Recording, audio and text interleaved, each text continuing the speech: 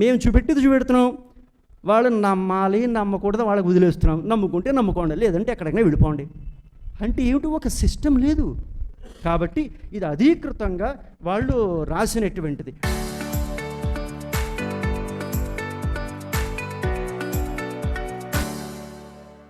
ఆ తర్వాత వెంకటాచలం గురించి అంటున్నారు. మేము వెంకటాచల మహాత్మ్యం గురించి ఒక ప్రశ్న చేశాం కదా, దాంట్లో వీళ్ళేమంటున్నారంటే it is further submitted that the available content about Anjanadri in Skanda Purana is also reflected in Shri Venkatachala Mahatmyam is a proof that Venkatachala Mahatmyam is the compilation of contents above Venkatachalam found in 12 Puranas.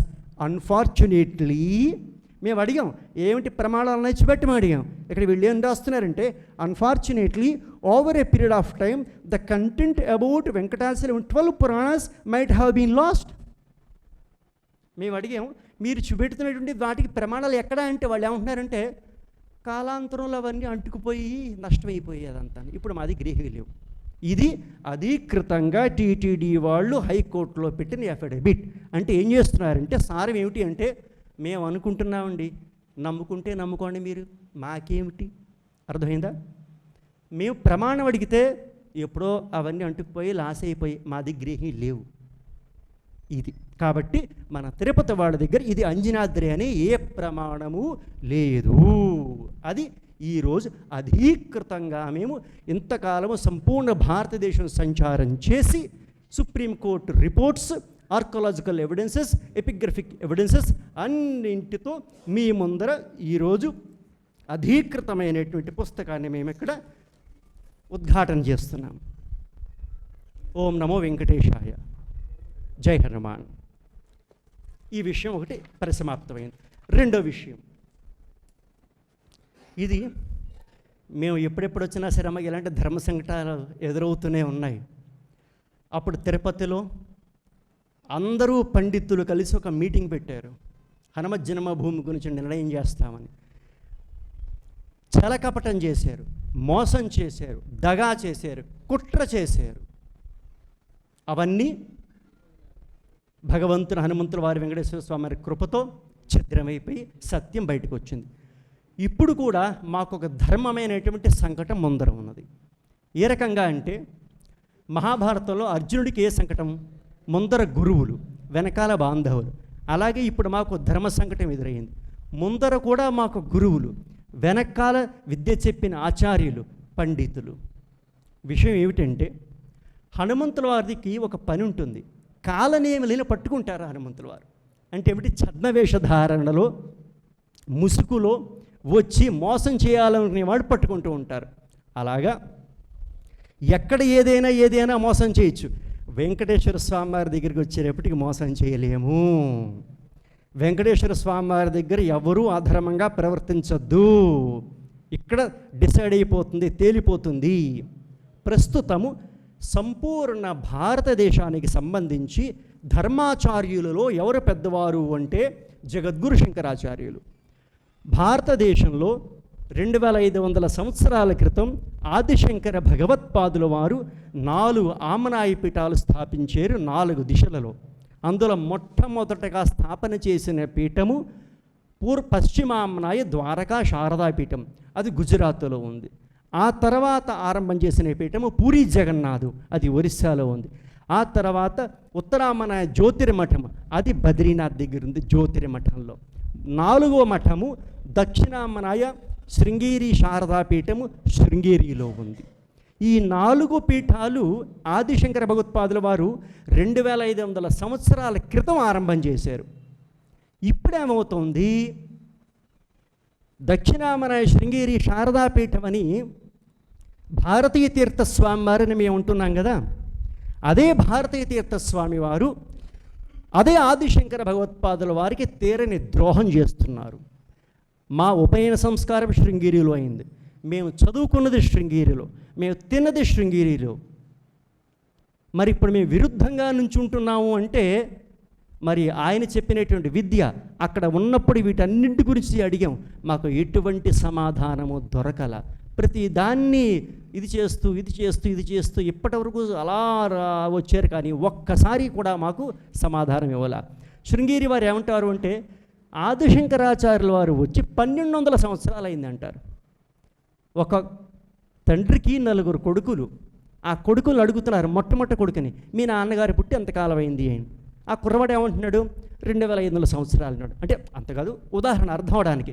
రెండో కొడుకుని అడిగారు, 2500 సంవత్సరాలు. మూడో కొడుకుని అడిగారు, 2500 సంవత్సరాలు. 4 కుర్రాడు 1200 సంవత్సరాలు అంటున్నాడు. అర్థం ఏమైనా ఉందా?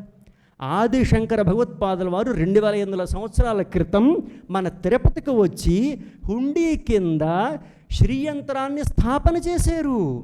ఎప్పుడు? 2500 సంవత్సరాల క్రితం. ఇవన్నీ మేము అడుగుతుంటే మేము అడగకూడదు అంటారు.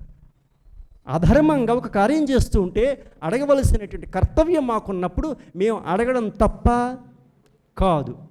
ప్రస్తుతం సకల సంపూర్ణ భారతదేశంలో వర్తమానంగా 2 మాత్రమే శంకరాచార్యులు ఉన్నారు 4 పీఠాలలో. ఒకటి మా గురువు గారు ద్వారకాపీఠము జ్యోతిర్మఠానికి సంబంధించిన జగద్గురు శంకరాచార్యుల వారు శ్రీ శ్రీ శ్రీ అనంత శ్రీ విభూషిత ధర్మ సామ్రాట్ స్వరూపానంద సరస్వతి స్వామివారు. స్వరూపానందేంద్ర కాదు, విశాఖపట్నం డూప్లికేట్. ఇంతకుముందర అందరికీ సభాముఖంగానే చెప్పడం జరిగింది. మేము ఇప్పుడు అంతా వెంకటేశ్వర స్వామివారి దగ్గరికి వచ్చి కూడా మోసం చేయడం మొదలుపెట్టారు. వెంకటేశ్వర స్వామివారి దగ్గరికి కూడా వచ్చి సైట్లు తీసుకోవడం మొదలుపెట్టారు.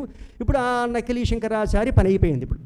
ఇప్పుడు ఇంకొక నకిలీ శంకరాచార్య పుట్టుకొచ్చారు ఇప్పుడు మన వెంకటాచలానికి. ఎవరు? శృంగేరి నుంచి. శృంగేరి మఠము 1200 సంవత్సరాల క్రితం ఆదిశంకరాచార్యుల వారు స్థాపించారట. బదరి, పూరి, ద్వారకా పీఠాలు 2500 సంవత్సరాల క్రితం స్థాపిస్తే 2500 సంవత్సరాల క్రితం ఆదిశంకర భగవత్పాదుల వారు కేదార్నాథ్లో నిర్మాణం అయితే 1200 సంవత్సరాల క్రితం శృంగేరిని ఏ రకంగా స్థాపిస్తారు? ఎంత అధర్మం చేస్తున్నారు! ఆదిశంకర భగవత్పాదుల వారికే ద్రోహం చేస్తున్నారు. అది ఒక విషయం. ఇప్పుడు ఇంకోటి ఏమైందంటే, గత వారం రోజులుగా విధుశేఖర భారతి అనే ఒక ఆయన తిరుపతికి వచ్చారు, శ్రీశైలానికి వచ్చారు, కాళహస్తికి వచ్చారు. ఆయన ఏమంటారంటే, నేను శృంగేరి శంకరాచార్య పీఠాధీశ్వరుడిని అంటారు. ఇప్పుడు మీ ప్రెస్ వాళ్ళంతా రిపోర్టింగ్ ఇచ్చారు. ఈయన శంకరాచార్య కాదు. ఇప్పుడు మన ఆంధ్రదేశానికి ఎంతమంది ముఖ్యమంత్రులు ఉంటారు? ఎంతమంది ఉంటారు? ఒక్కళ్ళ ఇద్దరా? ఒక్కరే కదా. దేశానికి రాష్ట్రపతి ఎంతమంది ఉంటారు? ఒక్కరే ఇద్దరా? మీ ప్రెస్ క్లబ్కి ఎంతమంది ప్రెసిడెంట్లు ఉంటారు? ఒక్కరే ఇద్దరా? చీఫ్ జస్టిస్ ఆఫ్ ఇండియా ఎంతమంది ఉంటారు? ఒక్కళ్ళ ఇద్దరా? అలాగే పీఠం అంటే ఒక్కళ్ళు మాత్రమే శంకరాచార్యులు ఉంటారు, ఇద్దరు ఉండరు. మన దేశానికి రాజ్యాంగం ఎలాగుందో అలాగే ఆదిశంకర భగవత్పాదుల వారు స్థాపించినటువంటి 4 ఆమనాయ పీఠాలకి ఒక నియమావళి ఉంది. దానిని మఠాంనాయ మహానుశాసనము అంటారు. ఇవి ఆ గ్రంథాలు. ఇవి మఠాంనాయ మహానుశాసనమని ఆదిశంకర భగవత్పాదుల వారు రాశారు. అందులో ఒక నియమావళి ఇచ్చారు. ఆ నియమావళిలో ఏమిటి అంటే, విధానము అస్మత్ పీఠ సమారూఢ పరివ్రాళుక్త లక్షణ అహమేవేత్తి విజ్ఞేయ. అంటే నా పీఠంలో పరంపరాగతంగా సాంప్రదాయబద్ధంగా ఎవరైతే అధీకృతమైనటువంటి వారు సన్యాసులు అభిషిక్తింపబడతారో వారు మాత్రమే శంకరాచార్యులు. ఎటువంటి వారు శంకరాచార్యులు అవ్వాలి? ఇప్పుడు రోడ్డు పైన జగద్గురువులే. కర్ణాటకలో 14 నకిలీ శంకరాచార్యులు తిరుగుతున్నారు. మన ఆంధ్రాలో కూడా నకిలీ శంకరాచార్యులు వస్తే ఖండం చేస్తే ఇప్పుడు అందరికీ తెలిసిపోయింది. వాళ్ళ ఆస్తులు కూడా జప్తు అవుతున్నాయి. ఎవరన్నా ధార్మికత తీసుకుని జనాలని దేవుణ్ణి మోసం చేయకూడదు. ఇప్పుడు ఇదే విధుశేఖర భారతి శ్రీశైలం వచ్చి అధికారులు చెప్తూ ఉన్నా వినకుండగా, పూజారులు చెప్తూ ఉన్నా వినకుండగా బలవంతంగా భ్రమరాంబిక అమ్మవారి గర్భగృహంలోకి వెళ్ళిపోయారు. ఎంత తప్పది, ఎంత అధర్మము, ఎంత పాపము! నిజమైనటువంటి పీఠాధీశ్వరులు భారతీ తీర్థస్వామి వారు శృంగేరిలోనే ఉన్నారు. ఆయన శంకరాచార్యులు అక్కడ. విధుశేఖరులు ఉత్తరాధికారి మాత్రమే. ఉత్తరాధికారి అంటే ఏమిటి? ఆ తర్వాత ఇప్పుడు కాదు కదా. ఇది మేము అడిగితే మేము అడగకూడదట. ఎందుకు అడగకూడదు? ఆదిశంకర భగవత్పాదుల వారు స్థాపన చేసినటువంటి 4 ఆమనాయ పీఠాలలో 2 ఆమనాయ పీఠాలకి మేము అధీకృతమైనటువంటి శిష్యులం. మేము ఆంధ్రదేశానికి మా గురువు గారిని కూడా దిగ్విజయ యాత్రగా తీసుకొచ్చాము. ఇప్పుడు ఇవన్నీ ఈ విధుశేఖర భారతి చేస్తున్నటువంటి మోసాలన్నీ ఎక్కడ తేలియి? మన వెంకటేశ్వర స్వామి వారి సన్నిధిలో తేలిపోయాయి. ఇప్పుడు ఇక్కడికి వస్తే ఏమవుతుంది? పీఠాధీశ్వరులకు మాత్రమే పూర్ణకుంభ స్వాగతాలు, పీఠాధీశ్వరులకు మాత్రమే వెల్కమలు చేయడాలు ఉంటాయి. ఇప్పుడు ఇక్కడ మొత్తం రికార్డులని తీసిన తర్వాత స్పష్టంగా టీటీడీ అధికారులు చెప్పేశారు, విధుశేఖర భారతి పీఠాధీశుడు కాదు, ఉత్తరాధికారి మాత్రమే. అలాంటప్పుడు శ్రీశైలం గర్భగుడిలో బలవంతంగా వద్దన్నా సరే ప్రవేశించడానికి ఏమిటి అధికారము? దీని గురించి స్వామివారు ఉన్నారు. భారతీయ తీర్థ స్వామివారు దేశంలో అపర విద్వాంసులు. న్యాయము, వేదము, వేదాంతము, వ్యాకరణము అన్నీ చదువుకున్నారు. భారతీయ తీర్థ స్వామివారు మఠామనాయ మహానుశాసనం చదవలేదా? మఠామనాయ మహానుశాసనంలో ఉన్న శ్లోకాలు చదవలేదా? దానికి అర్థాలు తెలియదా? తెలియకపోతే ఇప్పుడు మేము చెప్తున్నాం నేర్చుకోండి. మా గురువులకి మేము చెప్తున్నాం నేర్చుకోండి అంటే, ఎందుకంటే అధర్మంగా ప్రవర్తిస్తున్నారు కాబట్టి చెప్పాల్సి వస్తుంది. చాలా ముందర తెలియచేసాము ఇటువంటి అధర్మ కార్యాలు చేయొద్దు అని, కానీ వినటలేదు. ఎంత స్థాయికి వెళ్ళిపోయారు అంటే వీళ్ళు కొంతమంది అడుగుతున్నారు, గోవిందానంద సరస్వామి ఎందుకు ఇంత నిక్కచ్చిగా చెప్తున్నారు అంటే, సుప్రీంకోర్టులో భారతీయ తీర్థ స్వామి వారి పైన, విధుశేఖర భారతి పైన, మా జ్యోతిర్మఠము ద్వారకా మఠానికి సంబంధించినటువంటి వాటిని ఆక్రమించుకోవాలని చేసే కుటిల నీతిని బయట పెట్టేటప్పుడు మేము ఈ భారతీయ తీర్థస్వామి వారు ఏం చేశారో తెలుసా? విధుశేఖర భారతి ఏం చేశారో తెలుసా? అడ్మినిస్ట్రేటర్ గౌరీశంకర్తో పాటుగా ఉత్తర భారతదేశంలో మా గురువు గారికి మేము 6 శిష్యులు, సదానంద సరస్వతి, అవిముక్తేశ్వరానంద సరస్వతి, రామకృష్ణానంద ఆయన లేరు, అమృతానందులు, గోవిందానందులు, ప్రజ్ఞానందులు. సుప్రీంకోర్టులో కేసు వేసి జ్యోతిర్మఠానికి సంబంధించిన విషయం సుప్రీంకోర్టులో నడుస్తోంది. అక్కడ ఎవరు అధికృతంగా శంకరాచార్యులు లేరు. భారతీయ తీర్థ స్వామి వారి గూడిపుటానితో ఏం చేశారంటే, ఆ 2 మఠాలని కూడా కబ్జా చేసుకోవడానికి ప్రయత్నించడానికి అవిముక్తేశ్వరానంద సరస్వతి అనే ఒక అతన్ని శృంగేరిలో నేను నిన్ను జ్యోతిష్ పీఠాధీశుడిగా అభిషేకం చేస్తున్నావు అని చెప్పారు. ఇది ఎంత ధర్మము? సుప్రీంకోర్టు స్టే ఉంది. మా గురువు గారు ఎవరిని ఉత్తరాధికారిగా డిక్లేర్ చేయలేదు. ఒక పీఠానికి శృంగేరి వారు ఉన్నారు, ఇంకొక పీఠాలని కబ్జా చేసుకోవడనే ఆశ భారతీయ తీర్థస్వామి వారిలో రావడం కారణంగా మేము అని ఖండనం చేస్తున్నాం. ఇవన్నీ మేము కోర్టుకి సబ్మిట్ చేయాలని కోర్టుకి వెళుతుంటే ఈ అవిముక్తేశ్వరానంద ఆయన ఫేక్ మేనేజర్ చంద్రప్రకాష్ ఉపాధ్యాయ్ వీళ్ళు ఏం చేశారో తెలుసా? మేము దారిలో వెళుతూ ఉంటున్నప్పుడు రాయ్పూర్లో 90 కిలోమీటర్ల మమ్మల్ని 4 గాడీలతో 15 మంది గూండాలతో వెంటాడి అటాక్ చేస్తే మా 2 కాళ్ళు ఫ్రాక్చర్ అయిపోయి 2 నెలల హాస్పిటల్లో జాయిన్ అయ్యి ఎయిమ్స్లో. వీళ్ళ లక్ష్యం ఏమిటంటే గోవిందానంద సరస్వతి స్వామి వారిని ఏదో రకంగా హత్య చేసేస్తే మేము బతికిపోతాము. కాబట్టి ఈరోజు ఇక్కడ నుంచి మేము ఉద్ఘోషణ చేస్తుంది ఏమిటంటే, విధుశేఖర భారతి ఒక డూప్లికేట్ శంకరాచార్య. ఇక్కడికి వచ్చినటువంటి 400 మంది పండితులు కేవలం దక్షిణ గురించి వచ్చారో, శాలువా సన్మానాల గురించి వచ్చారో, వాళ్ళకి పెద్ద అగ్ని పరీక్ష. కాబట్టి ఈరోజు ఈ ప్రెస్ మీట్ ముఖంగా ఒక పీఠంలో ఒక శంకరాచార్యులే ఉంటారు కానీ 2 శంకరాచార్యులు ఉండకూడదు అనేది నియమము. ఎవరు శంకరాచార్యులు అవ్వాలి అంటే దానికి ఒక ప్రక్రియ ఉంది. శుచి, జితేంద్రియ, వేదాంగాది విశారద, యోగజ్ఞ, ఇటువంటి వాళ్ళు శంకరాచార్యులు అవ్వాలి. లేకపోతే అన్యధారూఢ పీఠోపి నిగ్రహార్హో మనీషినాం. ఒకవేళ అనధీకృతులు ఎవరన్నా శంకరాచార్యులు అవ్వాలి అనుకుంటే ఆది శంకరాచార్యుల వారు ఏం చెప్పారు? అవకాశం లేదు. అటువంటి అధర్మంగా ప్రవర్తిస్తున్న వాటిని కూడా మనం పట్టి పీఠం నుంచి కిందకి లాగేసి బహిష్కరించాలి. కాబట్టి ఆంధ్రదేశంలో నుంచి ఇక్కడ తిరుమల తిరుపతి వెంకటాచల క్షేత్రం నుంచి భారతీయ తీర్థస్వామి వారికి కూడా మేము నివేదన చేస్తున్నది ఏమిటి అంటే, విధుశేఖర మీ ఉత్తరాధికారి అని చెప్పుకోవడానికి కూడా యోగ్యత లేదు. కాబట్టి ఈ విషయాలు ప్రెస్ మీటు మూలకంగా మీ ముందర పెట్టి విధుశేఖర భారతి స్వామివారికి ఒక పుస్తకం చూపిస్తున్నాం. ఇది శృంగేరి సాంప్రదాయానికి సంబంధించిన పుస్తకం. సకల ఆంధ్రదేశంలో ఉన్నటువంటి పండితులందరికీ కూడా మా సవాలు ఒకటి ప్రశ్న, విధుశేఖర భారతి సన్యాసము కూడా సాంప్రదాయబద్ధంగా కాలేదు. ఇది మా ఉద్ఘోషణ. ఆ ప్రశ్న ఎవరైనా ఉంటే మీరు చెప్తే వాటికి సమాధానం చెప్తాను. ఎందుకంటే విషయం చాలా గంభీరమైనది కాబట్టి ఏదో 5 నిమిషాలు చెప్పేసేసి వెళ్ళిపోవడానికి కాదు. అందుగురించి ఇంత సమయమే తీసుకుంది. అసలు గంట పడుతుంది. కానీ మేము ఇక్కడ నియమాల్ని పాటించాలి కదా. ఒక్కొక్క ప్రశ్న, మంచి ప్రశ్న, మంచి సమాధానం. మేము ఎప్పుడు మా ఇంటిని మొట్టమొదటిగా సరిదిద్దుకుంటే బయట వాళ్ళకి చెప్పచ్చు. మేము బయట వాళ్ళ గురించి మాట్లాడే ముందర మా ఇంటిని మేము సరిదిద్దుకోవాలి కదా, మేము కరెక్ట్గా ఉండాలి కదా. వాళ్ళు అంటారు మీ ఇంటి పని మీరు చూసుకోండి అని చెప్పేసి. మొట్టమొదటిగా మా ఇంటి సరిదిద్దుకుంటే, మా ఇంటి కుర్రవాడ సమానంగా ఉంటే ఇంకొకళ్ళకి మేము ధర్మం చెప్పే స్థాయిలో మేము ఉండొచ్చు. కాబట్టి 4 అమనయ పీఠాలలో శృంగేరి ఒకటి కాబట్టి అక్కడ కుర్రవాడు తప్పుదారి పడుతున్నాడు కాబట్టి చెప్పే కర్తవ్యం, అధికారము 2 పీఠాల శిష్యుడిగా మాది. మేము మాట్లాడేది మీకు తెలియదు కాబట్టి. ఎందుకంటే ఇప్పుడు బయటకు వచ్చి ఇలా పెడితేనే తెలియదు. సన్యాసులు మేము అలా బయటకు రావడానికి లేదు.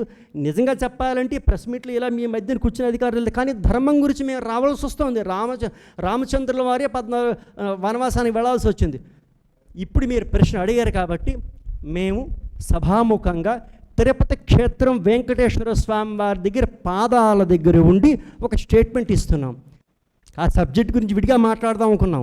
ముందర మా ఇంటి సమస్య తీర్చుకోవాలి కదా. ఇది తీర్చుకోకుండా వాళ్ళ ప్రశ్న వేస్తే సరే, సందర్భంగా అడిగారు కాబట్టి హైదరాబాదులో సమతామూర్తి స్థాపించినటువంటి చిన్నజీయర్ స్వామి వారి గురించి ఇప్పటివరకు మేము ఏది మాట్లాడాల. ఎందుకంటే సరే ఇప్పుడు సమయం వచ్చింది కాబట్టి మీరు మా ప్రశ్నిస్తున్నారు కాబట్టి మేము సమాధానం చెప్తున్నాం. హైదరాబాదులో చిన్నజీయర్ స్వామి వారు ఏం చెప్పారంటే, ఆదిశంకర భగవత్పాదులు వారు 4 అమనయ పీఠాలు స్థాపించలేదు, విద్యారణ్యుల వారి సమయంలో స్థాపించారు అని చెప్పేసి. అది శుద్ధ తప్పు. విద్యారణ్యుల వారు ఎక్కడ ఉండేవారు? మొట్టమొదటిగా వరంగల్లో ఏక్షిలానగర్లో ఉంటున్నప్పుడు అక్కడి నుంచి హంపి వెళ్ళిపోయారు. అక్కడ విజయనగర సామ్రాజ్యాన్ని స్థాపించారు. మేము కూడా వచ్చింది అక్కడి నుంచే. మా హంపి వాళ్ళు కూడా చాలామంది ఉన్నారు. విద్యారణ్యుల వారు విజయనగర సామ్రాజ్యం స్థాపన చేశారు. అక్కడ ఒక విద్యారణ్య మఠం కూడా ఉంది. విద్యారణ్యుల వారు గురువులు కూడా ఉన్నారు. విద్యారణ్యుల వారు శృంగేరిలో మఠాధీశులుగా ఉన్నారు అక్కడ. అంతేకాకుండా చిన్నజీయర్ స్వామి వారు ఇంకొకటి అన్నారు, బద్రీయ మఠం గురించి కూడా మాట్లాడారు. అప్పుడే మేము ఆయనకి సమాధానం చెప్దాం అనుకున్నాం. ముందర ఈ పని అయిపోయి అప్పుడు ఆ సమాధానం కూడా చెప్దాం, అది చాలా లాంగ్ వెళుతుంది అనుకున్నాం. అందుగురించి అప్పుడు మేము చెప్పలేదు. ఈరోజు తిరుపతి నుంచి మేము చిన్నజీయర్ స్వామి వారికి ఒకటి ఛాలెంజ్ ఇస్తున్నాం. ఆదిశంకర భగవత్పాదుల వారు 4 మఠాలు స్థాపించలేదు, విద్యారణ్యుల వారే స్థాపించారు అని అదే మీ స్టాండ్ అయితే మీరు తప్పు అని మేము నిరూపిస్తాం. అక్కడ సమతామూర్తిలో ఆ రామానుజాచార్య విగ్రహాన్ని తీసేసి శంకరాచార్య విగ్రహం పెడతారా? ఈ ముఖంగా మేము ఆయనకి సవాలు వేస్తున్నది. ఆ ధైర్యం మీకుందా? ఇలాంటి పిచ్చి పిచ్చి స్టేట్మెంట్లు ఇవ్వద్దు. ఏదో డబ్బులు, ఏదో రాజకీయ నాయకులు వెనకాల పలుకుబడి అదంతా ఉందని చెప్పేసి నోటికి వచ్చింది వాగుతూ ఉంటే ఇప్పటివరకు మీ గురించి మాట్లాడలే. కాబట్టి ఇటువంటి చేష్టలు మానుకోండి. ఎవరెవరో విషయాలు వేరేగా ఉంటుంది. కాబట్టి రామానుజ సాంప్రదాయంలో చాలామంది భక్తి ప్రపత్తులతో వెలుగుతున్నారు. ఈ చిన్నజీయర్ స్వామివారి ప్రభావంతో ఉన్నటువంటి రామానుజులు అందరూ తలదించుకునేటువంటి పరిస్థితి వస్తుంది. మీరు అక్కడ రామానుజారి విగ్రహం పెట్టి ఏ వ్యాపారం, ఏ రియల్ ఎస్టేట్ వ్యాపారాలు చేసుకుంటున్నారో చేసుకోండి. శంకరాచార్యుల వారి విషయాలకు వచ్చినట్టయితే హనుమంతుల వారి పెట్టే వాత సామాన్యంగా ఉండదు. మరి ఇతిహాసంలో గుర్తుకుంటుంది మీలాంటి కాలలింబులు కూడా తిరుగుతున్నారని చెప్పేసి. విధుశేఖర శృంగేరి భారతీయ స్వామివారినే వదలలేదు. అదే చెప్పాము.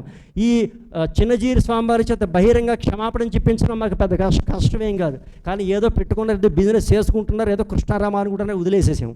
అది ఒకటి విషయం. 2వ పాయింట్, ముందర ఈ విధుశేఖర భారతి అవ్వనివ్వండి, 400 మంది వచ్చారు కదా ఇక్కడ, ఇది అవ్వనివ్వండి. మేము హైదరాబాద్ కూడా వెళ్తాం. ఒకసారి హనుమంతుల వారు పెద్ద యాత్రకు వస్తారు. ఎవరెవరు కాలనేములు ఉన్నారో మొత్తం అన్ని అకౌంట్లు తేలిపోతాయి అక్కడ. మీరు అడిగిన ప్రశ్న ఎటువంటి చిన్నజీయర్ స్వామి వారికి ఇది మా సమాధానం. మీరు ప్రూవ్ చేయగలుగుతారా? లేదంటే రామానుజాచార్యుల విగ్రహం తీసేసేసి అక్కడ శంకరాచార్య లేదా రామానుజాచార్య విగ్రహం అలాగే ఉంచండి, రామానుజాచార్యుల వారికి ఊర్ధపుండాలు తీసేసి భస్మధారణ చేయిద్దాం. ఏమంటారు? తప్పు ఉంటే మేము కలెక్ట్ చేసుకుంటాం. మాకు అహంకారాలు లేవు. చెప్పండి, మేము చేసిన తప్పేముంది చెప్పండి. మీ దాంట్లో ఒక తప్పు చేసుకోండి, ఆకర్షణ యంత్రం కాదు. మేము ఇప్పుడు ఏం చెప్పినా ప్రమాణంగా మాట్లాడతాం. మీ ముందర ఏమిటిది? తిరుమల తిరుపతి వాళ్ళు పబ్లిష్ చేసిన పుస్తకం మీ ముందర పెట్టాం. మేము తిరుపతి లైబ్రరీలోకి వెళ్ళాము.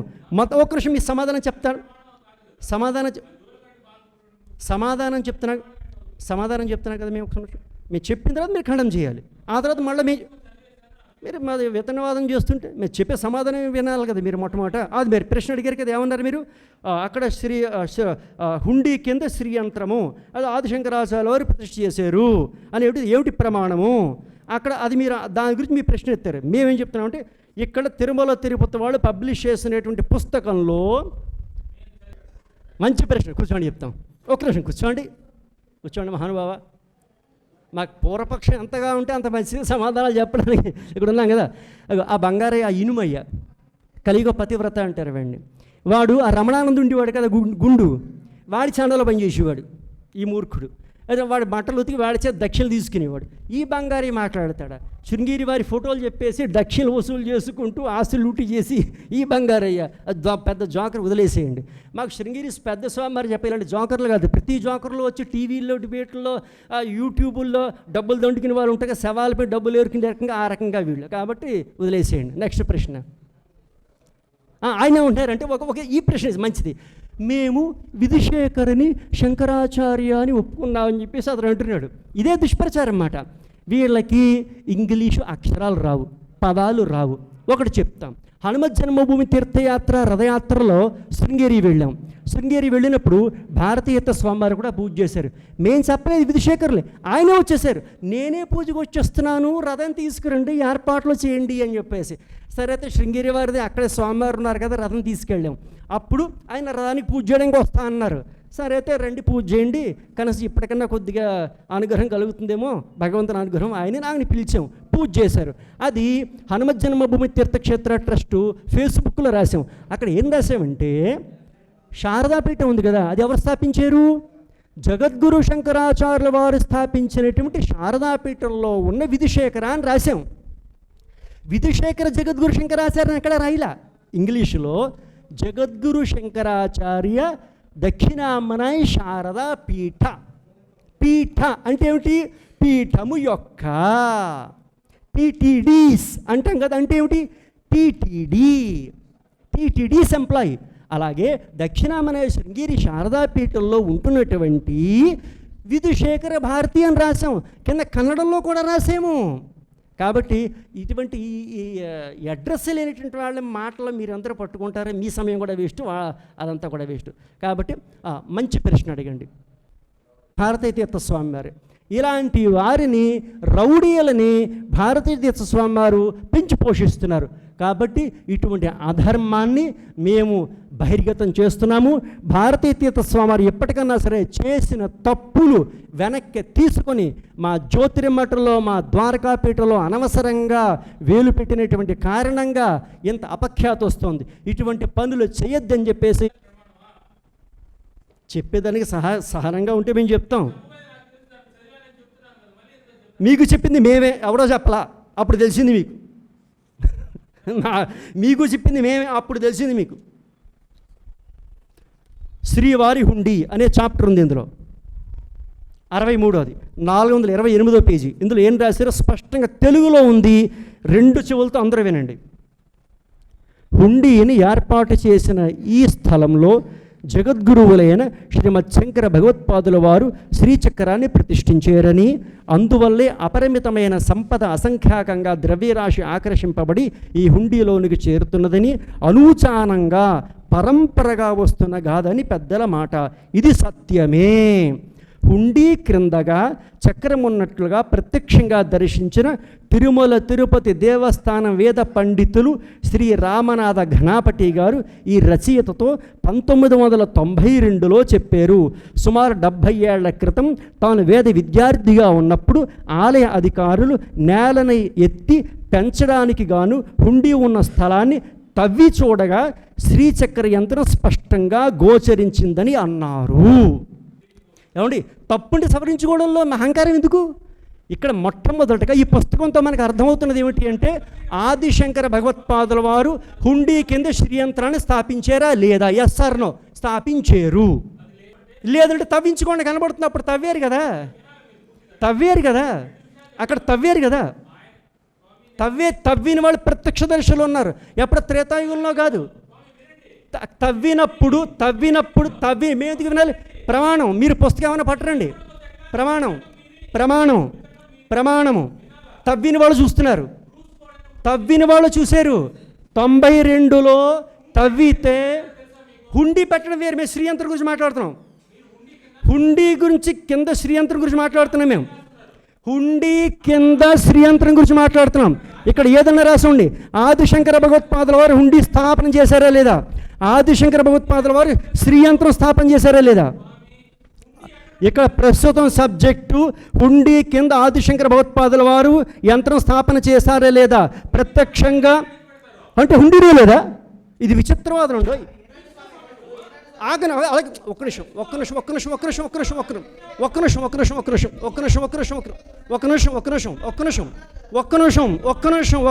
ఒక్క నిమిషం వినండి.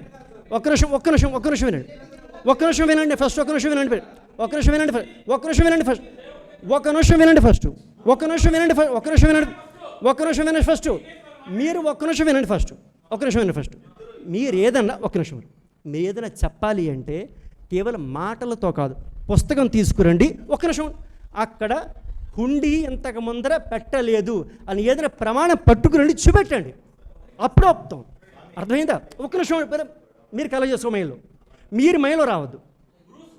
ఒక్క నిమిషం అండి, చెప్పడం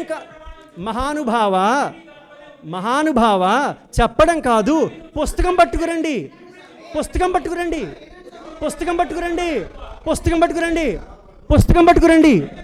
లాలా మాటగా పుస్తకం పట్టుకురండి. మీరు అక్కడ ఉండండి, మీకు అనవసరం. మీకు ప్రమాణం కావాలి, మాకు మహానుభావ వెంకటేశ్వర పుస్తకం పట్టుకొచ్చి చూపెట్టండి, మేమే ఖండం చేస్తాం. పుస్తకం పట్టుకురండి, అదంటున్నాం. ఏమంటే అలాగే శేషాద్రి గారు ఎవరు ప్రశ్న అడుగుతున్నారో వాళ్ళే మాట్లాడండి, మీడియేషన్ అయిపోతుంది. శేషాద్రి గారు ఎవరు మాట్లాడద్దు. ఒక్క నిమిషం, మేము చెప్తున్నది ఏమిటి అంటే, మహానుభావ వెంకటేశ్వర మాటలు చెప్తే ఎవరు నమ్మరండి. రేపొద్దున్న కోర్టులో ఎఫిడవిట్ చేయాలంటే మాటలు చెప్తే నమ్ముతారా? పుస్తకం ఒక్క మహానుభావ వినండి అయ్యా, పుస్తకం పట్టుకురండి, చూస్తాం. ముందర మీరు మమ్మల్ని వినండి ఫస్ట్. సరే ఒక్క నిమిషం చెప్పండి. ఇప్పుడు ఇవన్నీ చెప్పారు కదా, అప్పుడే ప్రమాణాల పుస్తకాలు పట్టుకురండి, రికార్డు తయారు చేద్దాం. ఎవరు ఏది పట్టుకొచ్చినా ఏమంటే మేము సవరించుకుంటాం. మేము విధిశేఖర కాదు, మేము డూప్లికేట్లే ఇది చేయడానికి. ఆ విశాఖపట్నం అలా కాదు. మేము తప్పు చేస్తే ఎవిడెన్సెస్ దొరికితే ఎవరినా నిలబెడతాం. శృంగేరి పెద్ద స్వామివారిని వదలలేదు. కాబట్టి మనం ఏం చేసినా సరే ప్రమాణంగా ఉండాలి. కాబట్టి ప్రమాణవాదులం మనము. మన మాటలతో పని అవ్వదు. ముందర మాటలు చెప్పేసేయచ్చు, ఆ తర్వాత ఏమంటారు, మీరు ఏదో చెప్పారు, మీ మాటలు అమ్ముకుని మేము స్టేట్మెంట్ ఇచ్చేస్తే మేము ఇరుక్కుంటాం. అందుకని ఎప్పటి వరకు పుస్తక ప్రమాణంగా మాకు చూపెట్టరో మీరు ఏమన్నారు, పుస్తకం ఉంది అన్నారు. అంతెందుకు, సుప్రీంకోర్టులో కేసు వచ్చినప్పుడు ఆర్టిఫిషియల్ ఇంటెలిజెన్స్ ఏదో కేసు పేరు రాసేసారట, నిజంగా చూస్తే కేసే లేదు. అందుగురించి మేము జాగ్రత్తగా ఉండాలి, మీరు కాదు. కాబట్టి ఆ పాయింట్ని పుస్తకాలు తీసుకొచ్చి చూపెడితే లెటర్ రాస్తాం, ఆర్కియలాజికల్ వాడు ఎక్స్ప్లెనేషన్ చేయమంటాం. కానీ ఆదిశంకర భగవత్పాదుల వారు వచ్చి అక్కడ హుండీ కింద శ్రీయంత్రాన్ని స్థాపించేదనేటువంటి దాంట్లో ఎటువంటి సందేహం లేదు. చూసిన తర్వాత మాట్లాడుతున్నాం మేము, లోపలికి వెళ్ళి పరీక్ష చేసిన తర్వాత మాట్లాడుతున్నాం మేము. మీరు పుస్తకాలు తీసుకొచ్చి మాట్లాడండి, అది. ఆ తర్వాత ఇప్పుడు విధుశేఖర భారతి 400 మంది పండితులతో ఇక్కడ చేస్తూ ఉంటున్నప్పుడు ఆ 400 పండితులు ఏ దేవస్థానాల నుంచి ఆన్ డ్యూటీలో అక్కడికి వెళ్ళారు. తిరుపతిలో ఉన్న పండితులు అక్కడికి ఎవరెవరు వెళ్ళారు. ఆంధ్రదేశ్లో చంద్రబాబు నాయుడు వారికి మేము ఇదే ఒక మెసేజ్ ఇస్తున్నాం. ఇప్పుడు మీ పేరుతో లోకేష్ వెళ్ళిపోయి ఎక్కడో అక్కడ ముఖ్యమంత్రి పేరుతో సిగ్నేచర్ చేసేస్తే మీరు ఒప్పుకుంటారా? మన ఆంధ్రదేశ్లో శంకరాచార్య వారి పేరుతో వచ్చి టీటీడీ నిధులను దుర్వినియోగం చేస్తూ ఉంటున్నప్పుడు, మన ఆంధ్రదేశంలో దేవస్థానాలను కలుషితం చేస్తూ ఉంటున్నప్పుడు మీరు ఏం చేస్తున్నారు కాబట్టి ఈ విధుశేఖర భారతి పైన కంప్లీట్ ఒక ఎంక్వైరీ అవ్వాలని చెప్పేసి కూడా సభాముఖంగా మేము తెలియజేస్తున్నాం. ఇంకొకళ్ళ ప్రశ్న, ఆ బంగారీ శర్మ అనేటి అది మేము చెప్తున్నాం, సమాధానం చెప్తున్నాం. నారాయణ సమారంభాం వ్యాసశంకర మధ్యమాం అస్మదాచార్య పర్యంతాం వందే గురు పరంపరాం. కళ్యాణాద్భుతగాత్రాయ కామితార్థప్రదాయిని శ్రీమద్ వెంకటనాథాయ శ్రీనివాసాయ మంగళం. భగవంతుడి కృపతో చాలా కాలం తర్వాత మళ్ళా వెంకటేశ్వర స్వామి వారి సన్నిధిలోకి వచ్చి దర్శనం చేసుకునే సౌభాగ్యం కలిగింది మాకు కూడా ఒక్కొక్కసారి ఆశ్చర్యం వేస్తూ ఉంటుంది. వెంకటేశ్వర స్వామి వారి దగ్గరికి మేము చాలాసార్లు రావాలనుకున్న, దేశంలో అనేక చోట్ల సంచారం చేయడం మూలాన్ని కొద్దిగా అవకాశం అంతలా దొరకలేదు. కానీ ఎప్పుడెప్పుడు మేము వెంకటేశ్వర స్వామి వారి దగ్గరికి రావాలనుకున్నా సరే, వెంకటేశ్వర స్వామి వారు సమయం వస్తుంది అప్పుడు పిలుస్తాను నిన్ను అనేటువంటి ఒక ప్రేరణ వచ్చేది మాకు. ఇంతకు ముందర వెంకటేశ్వర స్వామి వారి దగ్గరికి వచ్చి ఆశీర్వాదం తీసుకోవడం జరిగింది. ఆ సమయాలలో లోక కళ్యాణ కార్యక్రమాలకు సంబంధించి, అవైదిక ధర్మానికి సంబంధించి కొన్ని విషయాలు మీ దగ్గర ప్రస్తావన కూడా చేయడం జరిగింది. ఎప్పుడెప్పుడు ధర్మానికి హాని, గ్లాని ఇత్యాది కలుగుతూ ఉంటాయో అప్పుడు భగవంతుడు ఏదో ఒక రకంగా ఆ ధర్మాన్ని రక్షించే కార్యక్రమం చేస్తూ ఉంటాడు. అదే రకంగా మేము గత వారం రోజులుగా ఆంధ్రదేశంలో విజయయాత్ర చేయడం మొదలుపెట్టాము.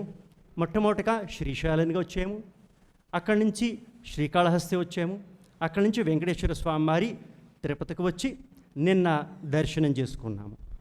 ఈరోజు తిరుపతిలో పత్రికా మాధ్యమం వారందరికీ ఒక అత్యంత గంభీరమైనటువంటి విషయం గురించి మీకు ఒక ఇన్ఫర్మేషన్, సమాచారం ఇవ్వడానికి ఈరోజు మిమ్మల్ని అందరినీ ఇక్కడ సమావేశపరిచినటువంటిది.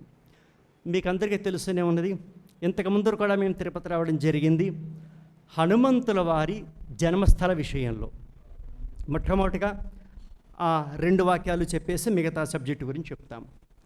భగవంతుడి కృపతో పంపాక్షేత్ర కిష్కింధ హనుమజ్జన్మ భూమిలో అంజనాద్రి పర్వతం ఏదైతే ఉందో అది మాత్రమే హనుమజ్జన్మ భూమి అని నిర్ణయం అయిపోయింది. ఇది కేవలం తిరుపతే కాదు, మహారాష్ట్ర, గుజరాత్, హర్యానా, ఖైతల్, అక్కడ ఛత్తీస్గఢ్, ఇలా 7 రాష్ట్రాలతో పోరాడి మన ఆంధ్ర హైకోర్టులో కూడా వెళ్ళి స్టే ఆర్డర్స్ తీసుకుని కంప్లీట్గా పంపాక్షేత్ర కిష్కింద మాత్రమే హనుమజ్జన్మ భూమి అని నిర్ణయమయ్యి 500 పేజీల రీసెర్చ్ పుస్తకం కూడా ముద్రితమైపోయింది. ఇందులో ఆర్కియలాజికల్ ఎవిడెన్సెస్, ఎపిగ్రఫికల్ ఎవిడెన్సెస్, రామాయణము, మహాభారతము, వీటన్నింటితో పాటుగా సుప్రీంకోర్టు రిపోర్ట్స్ కూడా ఇందులో జత చేయబడింది. ఇప్పుడు కర్ణాటక సర్కారు మమ్మల్ని ప్రమాణాలన్నీ అడిగిన తర్వాత ఇవన్నీ ఇవ్వడం జరిగింది. మినిస్టర్స్ అందరితో మీటింగ్ అయింది. ఇవన్నీ వాళ్ళకి ఉపలబ్ధమైన తర్వాత కర్ణాటక సర్కారు కూడా ఇతిహాసంలో మొట్టమొదటిసారిగా ఆ కిష్కిందని, అంజనాద్రిని డెవలప్ చేయడానికి 100 కోట్లు కూడా అమౌంట్ కూడా రిలీజ్ చేసేసింది బడ్జెట్. ఇది అత్యంత శుభప్రదమైనటువంటి ఒక విషయం. ఈ 100 కోట్లు కర్ణాటక గవర్నమెంటే ఖర్చు చేస్తుంది. ఏ రకంగా అయోధ్య రామజన్మభూమి అక్కడ ప్రాధికారం చేసి అక్కడ డెవలప్మెంట్ చేస్తున్నారు, అదే రకంగా ఏ క్షేత్రానికి భారతదేశంలో 100 కోట్ల మొట్టమొదటిగా రిలీజ్ చేసిన దాఖలాలు లేవు. కానీ కర్ణాటక గవర్నమెంట్ 100 కోట్లు రిలీజ్ చేసింది. ఇప్పుడిప్పుడే మాకు కూడా అందినటువంటి సమాచారం ఏమిటంటే ఇప్పుడున్న సర్కారు కూడా 20 కోట్లు మళ్ళా హెచ్చు చేసి 120 కోట్లు ఆ కిష్కింద ఒక అభివృద్ధి కార్యక్రమాలకి వినియోగిస్తున్నారు. ఇది అత్యంత శుభప్రదమైనటువంటిది. ఇంతే కాకుండా హనుమత్ జన్మభూమి తీర్థ క్షేత్ర ట్రస్ట్ తరపున కూడా మొత్తం కిష్కిందలో ఎక్కడెక్కడ హనుమంతుడు వారు లీలలు చేశారు అవన్నీ డెవలప్మెంట్ చేయడానికి కూడా భగవంతుడు మాకు అనుగ్రహం చేయడం జరిగింది. మొట్టమొదటిగా 60 సంవత్సరాల తర్వాత 15 సంవత్సరాల నుంచి మేము పోరాడుతూ ఉంటే archaeological survey of India, government of India వాళ్ళు కూడా అధీకృతంగా మాకు పంపా క్షేత్రంలో ఉన్నటువంటి అక్కడ విఠల మందిరం, నరసింహస్వామివారి మందిరం, విజయనగర సామ్రాజ్యానికి మన తిరుపతికి అవినాభావ సంబంధం కదా, అక్కడ పురాతనమైన దేవస్థానాలను జీర్ణోద్ధారం చేసి పునర్వైభవానికి కూడా మాకు అధీకృతమైనటువంటి మొట్టమొదటిసారిగా ఆర్కియలాజికల్ డిపార్ట్మెంట్ గురించి కూడా మాకు పర్మిషన్స్ వచ్చాయి. ఈ శిలాన్యాసము, ఈ పూజలన్నీ మొన్న వసంత పంచమి రోజునే నెరవేరాయి.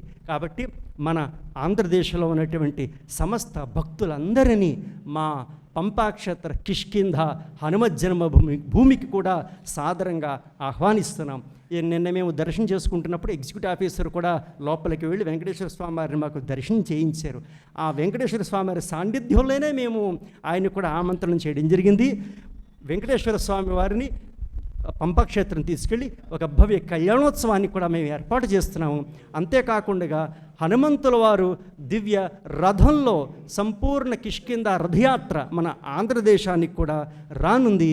పంపాక్షేత్రం కిష్కింద హనుమత్ జన్మభూమి నుంచి పంపా విరూపాక్షేశ్వర స్వామి వారి అనుగ్రహంతో హనుమంతుల వారి సంపూర్ణ కృపా కటాక్షాలు మన ఆంధ్రదేశంలో వారికి కూడా కలగనున్నాయి. ఇది హనుమత్ జన్మభూమి విషయానికి సంబంధించినటువంటి అధీకృత ఉద్ఘోషణ మేము తిరుపతిలో వెంకటేశ్వర స్వామి వారి కృపతో చేస్తున్నటువంటిది. దీనికి సంబంధించిన 500 పేజీల ఇతిహాసం సంపూర్ణంగా ఇంటర్నెట్లో కూడా కిష్కింద.org వెబ్సైట్లో ఉపలబ్ధమవుతోంది. ఇందులో ఇంకొక విచిత్రం ఉంది, ఇది చెప్పి దీన్ని ముగిస్తాం. ఇందులో కూడా మేము ఎప్పుడైతే ఇక్కడికి వచ్చి ఈ శాస్త్రార్థం సభ అంతా చేసామో ఈ పండితులందరూ చేసినటువంటి పుస్తకాలు రిలీజ్ చేశారు. 3 సార్లు రిలీజ్ చేశారు. ఒక పుస్తకం చేస్తే ఖండించాం, మళ్ళీ ఇంకోటి చేస్తే ఖండించాం, మళ్ళీ ఇంకోటి చేస్తే ఖండించాం. అవన్నీ కూడా ఇందులో ఉల్లేఖాలు ఉన్నాయి. ఇది కాకుండా హైకోర్టు స్టే ఆర్డర్ ఇచ్చింది, మన ఆంధ్ర హైకోర్టు. మన తిరుమల తిరుపతి వాళ్ళు ఎఫిడవిట్ కూడా సబ్మిట్ చేశారు. ఆ ఎఫిడవిట్లో మన తిరుమల అధికారి ఎగ్జిక్యూటివ్ ఆఫీసర్ నుంచి అధీకృతంగా సబ్మిట్ చేసిన ఎఫిడవిట్లో మన తిరుపతి వాళ్ళు ఏమంటారు అంటే ఎంత అధర్మంగా వాళ్ళు కోర్టులో కూడా ఇరుక్కుపోయారు. ఇందులో సంపూర్ణంగా చూడొచ్చు. ఎఫిడవిట్లో మేము అడిగినటువంటి ప్రశ్నలో మన తిరుపతికి సంబంధించినటువంటి రీసెర్చ్ పబ్లికేషన్స్ ప్రమాణం ఏమిటి అనేటువంటి అడిగినటువంటి సందర్భంలో మన తిరుపతి సంబంధించిన ఎగ్జిక్యూటివ్ ఆఫీసర్ వాళ్ళు అధీకృతంగా సబ్మిట్ చేసిన ఎఫిడవిట్లో ఏమంటారంటే మన వెంకటేశ్వర మహాత్మ్యంలో తిరుమల తిరుపతి వాళ్ళు పబ్లిష్ చేసినటువంటి పుస్తకాల్లో హనుమంతుల వారి గురించి ఇంతకు ముందర ఏవుండేవో మాకు తెలియదు, ప్రమాణాలు మా దగ్గర లేవు, మేము వచ్చే భక్తాదులని ఇది హనుమత్ జన్మభూమి అని నమ్మమని మేము ఎప్పుడు చెప్పటం లేదు, వాళ్ళకి ఇష్టం వస్తే నమ్ముకోవచ్చు. అది అంటే ఏమిటి? అధీకృతంగా ఇది హనుమత్ జన్మభూమి అనే చెప్పేటువంటి దాఖలాతకులు తిరుపతి వాళ్ళ దగ్గర ఏవీ లేవు. ఇది అధీకృతంగా తిరుపతి వాళ్ళు హైకోర్టులో సబ్మిట్ చేసిన అఫిడవిట్. ఇది అఫిడవిట్. ఇది ఇందులో ఏం రాశారో చదివేస్తాం, 2 అక్షరాల్లో మీకే అర్థమైపోతుంది.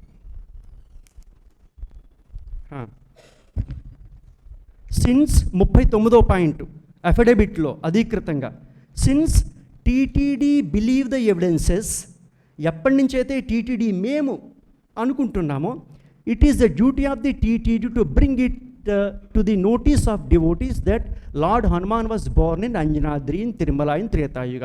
TTD never objected nor filed any legal cases against other places where people are believing that those places are birthplaces of Hanuman. TTD is not forcing public to accept these evidences. Very clear? అర్థమైపోతుందా ఇప్పుడు? ఇప్పుడు కొత్తగా executive officer కూడా వచ్చారు కొత్తగా, ఆయన కూడా affidavit దగ్గర పెడుతున్నాం. ఎందుకంటే ఇప్పుడు కాకపోతే రేపొద్దున్న మళ్ళా అసురులు వచ్చి దాన్ని ఇది చేసేటువంటి ప్రభావం ఉంది కాబట్టి అధికృత టీటీడీ ఎఫిడవిట్ మేము ముందర పెడుతున్నాం. ఇందులో ఏమంటున్నారంటే TTD is not forcing public to accept these evidences. అంటే తిరుపతి వాళ్ళు ఏదైతే ఎవిడెన్సెస్ చూపెడుతున్నారో దీనిని ఒప్పుకోండి అని ఎక్కడా తిరుపతి వాళ్ళు చెప్పటం లేదు.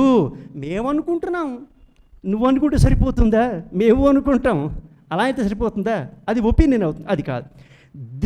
The people those who convinced with these evidences can come to darshan for Shri Balanjaneya. మేము ఏదైతే చూపెడుతున్నామో ఎవరైతే దీన్ని నమ్ముతున్నారో వాళ్ళు రావచ్చు అంటున్నారు. ఇదేమిటి? రేపొద్దున ఎలాగే అంటారు, యేసుప్రభు ఇక్కడ పుట్టాడు, ఎవరైతే మేము చెప్తాము, ఎవరైతే నమ్మకం ఉందో వాళ్ళు రండి అంటే సరే అలా అయిపోతుందా? కాబట్టి ఈ ఎవిడెన్సెస్ అన్నీ స్పష్టంగా ఆ తర్వాత in fact it should be left to the wisdom of the devotees either to believe or disbelieve these evidences and decide to have the darshan of lord Balanjaneya Swami at Akashaganga. ఎంత దారుణంగా ఉందో చూడండి. ఏమంటారంటే in fact it should be left to the devotees wisdom. మేము భక్తాదులకు వదిలేస్తున్నాము. ఏమిటి? Of devotees either to believe or disbelieve the evidences and decide to have a darshan of Balanjaneya Swamy.